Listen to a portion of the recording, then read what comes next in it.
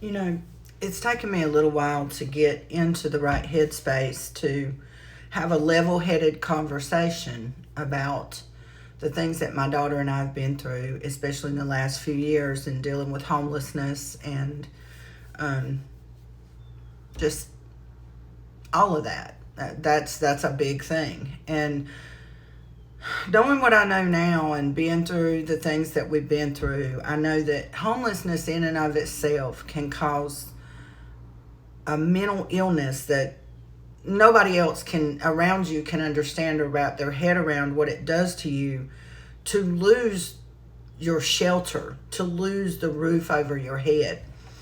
And one thing that I want to and I will be talking about more is our journey through homelessness and the way organizations treat people. I mean, we felt like we were being used for this homeless organization's their own gain in this whole situation. We weren't helped in a way that I think was helpful. We were not listened to. We were not. They weren't checking in on us on a daily basis. There was nobody calling to make sure we needed anything. My point is not they owe us or they need to give us these things. It's that these organizations like this particular one that I had experience with, was they're raising money to get things that homeless people need. They're out there campaigning and throwing little banquets and things to try and, serve their purpose. And the reason that I'm triggered to do this video this morning is because I woke up to a text message from the lady who was sort of the representative of the homeless organization that reached out to, or I reached out to them initially. But she's the one who came out, did paperwork with me, and, the one that I would text and call, and she would never text or call back right away. It was a waiting game, waiting days and days to hear anything. Then they put us together with a pastor. This pastor was donated a two-story home, and it was meant to be used to help people. And what it did was put me in such a state of mind, like the desperation that you feel once you have slept outside, once you have slept in your car, if you're lucky enough to have a car. And we were. They pushed us towards this rooming house. I'm sorry for the constant finger quotations. It wasn't a bad place. It's nothing to complain about. The condition of the home, except that when we moved in, there was no heat, and the pastor knew that. And it was coming to the end of winter, but it was extremely cold. But this pastor saw fit to benefit herself. Now, I live in a rural area. The average income is very close to minimum wage, if not minimum wage. My daughter and I were rented rooms, 2 separate rooms, at $800 a room. That was already bad enough. But when my daughter lost her job and I tried to speak to this pastor that we had one income, we were going to just consolidate and move into one room, the pastor said, okay, $1,200 a month. And I said, that's ridiculous for a room. The room was not much bigger than the bedroom that I have at this house right now.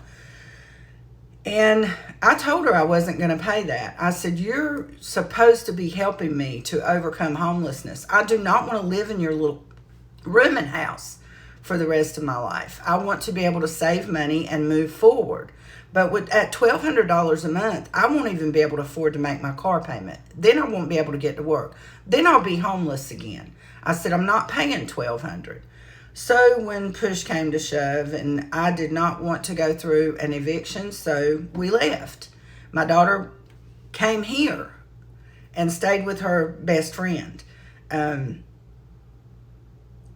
went to my car 1 week after having a urethral stent put in because I had a severe case of kidney stones. I slept in my car for about a month until a friend offered me a place to stay. And she was extremely good to me. She wasn't in church. She wasn't involved with a homeless organization. She didn't have the kind of money where she could take people in. And, I paid her until I lost my damn job.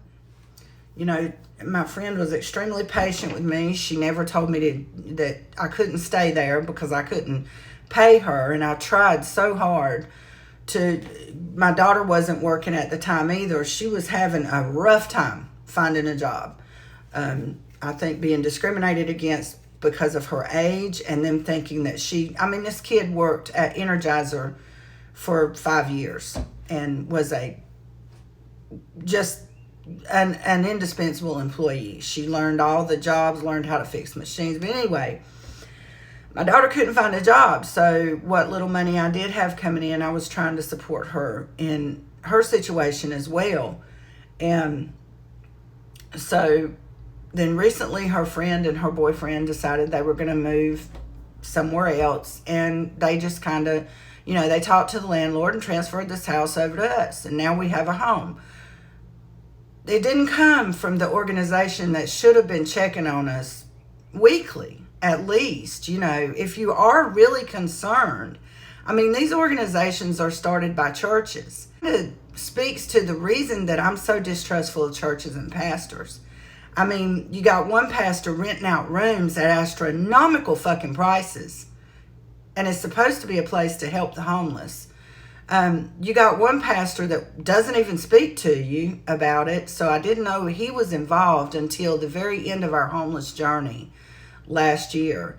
And that upset me because they were involved with another situation that my daughter and I were in, and they didn't help us then. They didn't reach out to us. People get thrown into situations, and sometimes it's just nobody's fault. Sometimes shit just happens.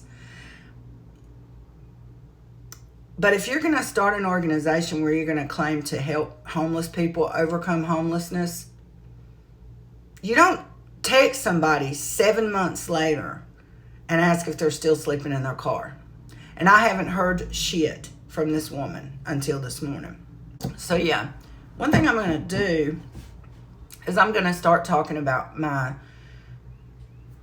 journey, because it's mine. I can't speak for my daughter. I can't speak for my other children of the things I've been through over the years, the things we've been through the years.